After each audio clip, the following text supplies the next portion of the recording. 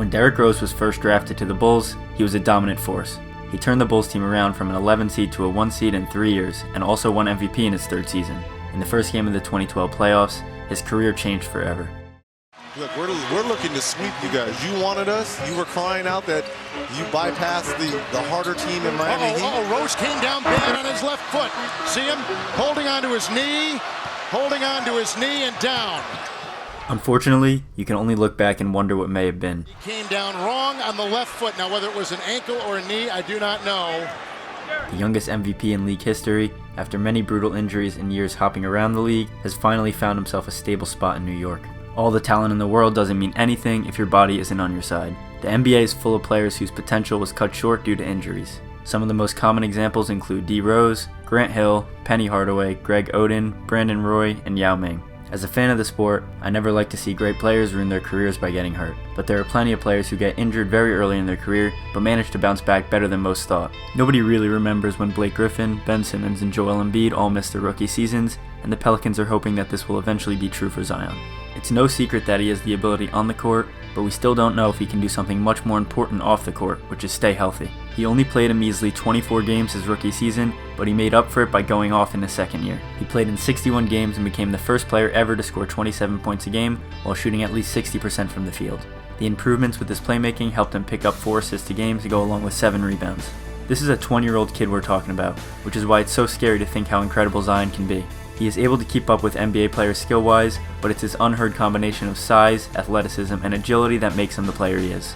It's no secret that when players develop into their prime, big men tend to take a little longer. New players in the NBA every year have to experience going from playing against other teams in college to being bodied by grown men heading into their 10th NBA season. Zion's goal has to be to take his body seriously and slim down. He needs to stretch to stay flexible and do more cardio to become conditioned for the 82-game season.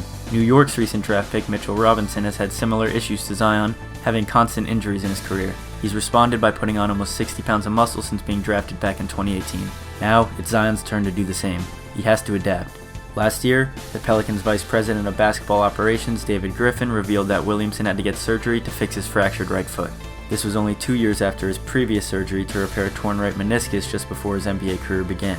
10 months after that surgery, he had a severe right knee sprain after breaking his shoe at the start of Duke's game against North Carolina. Even before that, in high school, Zion had some serious injury issues.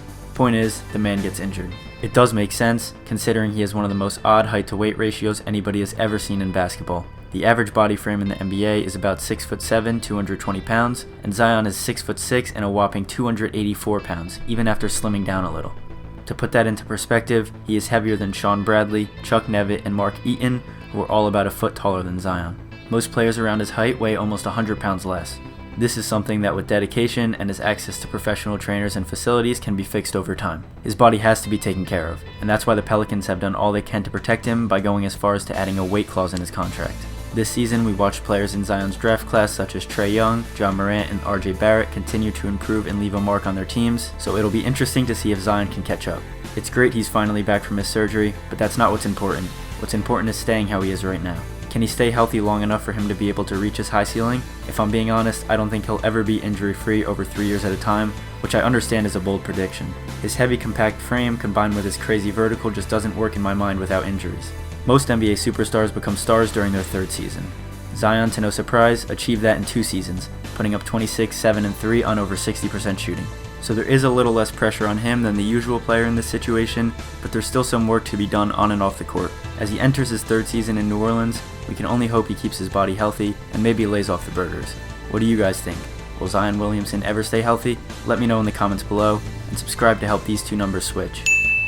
Thanks for watching, and I'll see you guys next time.